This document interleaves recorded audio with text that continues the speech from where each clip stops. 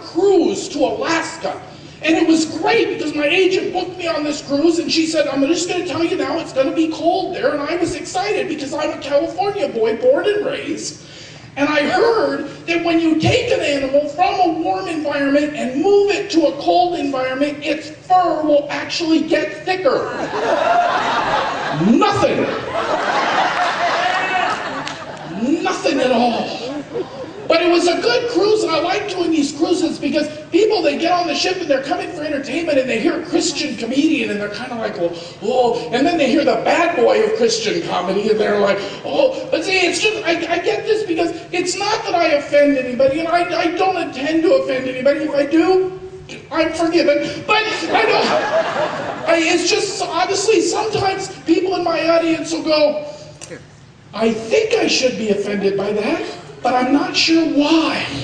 And they start checking their Bibles, or like, wait, look in Ephesians. But I think, my thing is, look, I think as Christians we need to be serious about our relationship with God, and other than that, we kind of just need to lighten up a little bit. I think, yes.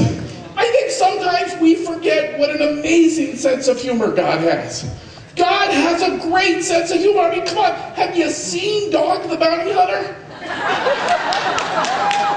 I mean, God has a great sense of humor. Here's this huge, muscular guy, and he wears the shirts with no sleeves, and he's got the weird haircut, and his face is all leather and brown, and he's out there chasing criminals with his wife, who's basically a female him, and they're out there and they're chasing these criminals, and they get them and they spray mace on them and throw them down on the ground and put handcuffs on them and get them, and they throw them into their van and then talk to them about Jesus.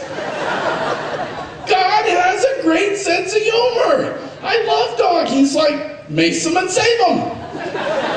Hurt them and convert them.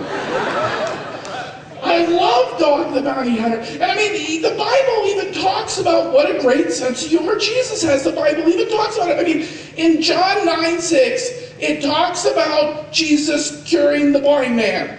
And the blind man, and I'm telling you, Jesus has a great sense of humor because the blind man came to be healed.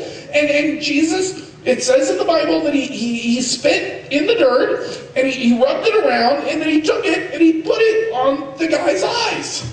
And I can just picture the disciples standing there going, dude, what did you just do? Because, you know, I'm sure they called Jesus dude, but anyway, I mean, the Bible doesn't talk about the mute girl who was standing there, saw this and went, she's like writing a note, I'm good. I mean, Jesus hocked a loogie into the dirt. He made loogie mud pie and then took that and rubbed it on the guy's eyes. And I'm telling you, male ego will never allow one guy to tell anybody else that another guy had done that to him. The Bible even verifies this because it says in the Bible, they asked the blind guy, what happened? He said, I was blind, now I see, let it go. Move on. But see, it's tough being a Christian comedian, but I think it must have been hard to be like the first Christian comedian. That must have been, because I'm thinking, Jesus had 12 disciples. You get, folks, come on, you know, you get that many guys together, there's going to be at least one smart aleck in the group. There has to be.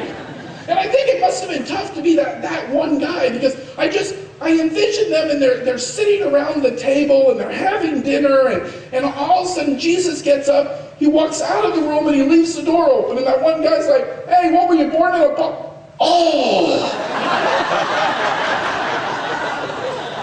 It's not going to work, it's Jesus. He was born in a barn.